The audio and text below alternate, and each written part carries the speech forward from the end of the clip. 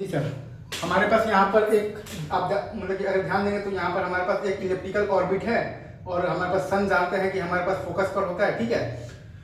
ये पॉइंट है हमारे पास अपोजिट पॉइंट है P1 और ये पॉइंट है हमारे पास पेरिजिट पॉइंट है हमारे पास P2। और इलिप्स का मतलब अगर आप ध्यान दीजिएगा तो हमारे पास सेमी मेजर एक्सिस है A और सेमी माइनर एक्सिस है B और इलिप्स का एरिया हम जानते हैं हमारे पास आता है pi into A into B। तो ये पॉइंट P1 और P2 के बीच में अगर हम लोग यहाँ पर वर्क एनर्जी थ्योरम लगाएंगे तो work done by the gravitational force आएगा minus G M M by A into 1 plus E और प्लस आ जाएगा हमारे पास G M M by A into 1 minus E बराबर हाफ इंटू एम इंटू आ जाएगा V2 square minus half into M into आ जाएगा V1 स्क्वायर। तो work done by all the forces वो बराबर होता है हमारे पास बेसिकली डेल्टा के ई, चेंज इन काइनेटिक एनर्जी के।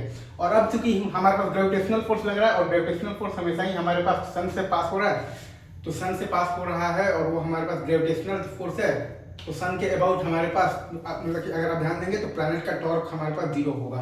तो मतलब कि हम लोग सन के अबाउट एंगुलर मोमेंटम कंजर्वेशन लगा सकते हैं। तो m into V1 into A into 1 plus E बराबर m into V2 into A into 1 minus E.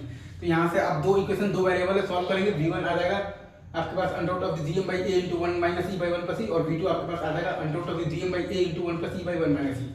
दूसरा हम लोग ये जानते हैं कि केपलर्स का सेकंड लॉ ये कहता है कि dA बाई dt बराबर आता है हमारे पास L बाई 2m के। एरियल वेलोसिटी हमारे पास कांस्टेंट होता है बराबर कांस्टेंट।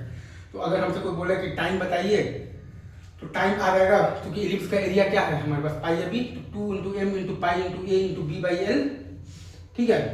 और इसको सॉल्व करेंगे तो आ जाएगा 2 pi by under root of G M into A का पावर आ जाएगा 3 बाई 2। तो टी स्क्वायर बराबर आ जाएगा 4 pi square by G M S into A cube. कैसे सॉल्व किए हैं तो हम लोग इलिप्स में जानते हैं कि बी स्क्वायर बराबर आता है हमारे पास इलिप्स के केस में हम ये जानते हैं कि हमारे पास बी स्क्वायर बराबर आता है हमारे पास ए स्क्वायर इंटू 1 माइनस ए स्क्वायर, ठीक है।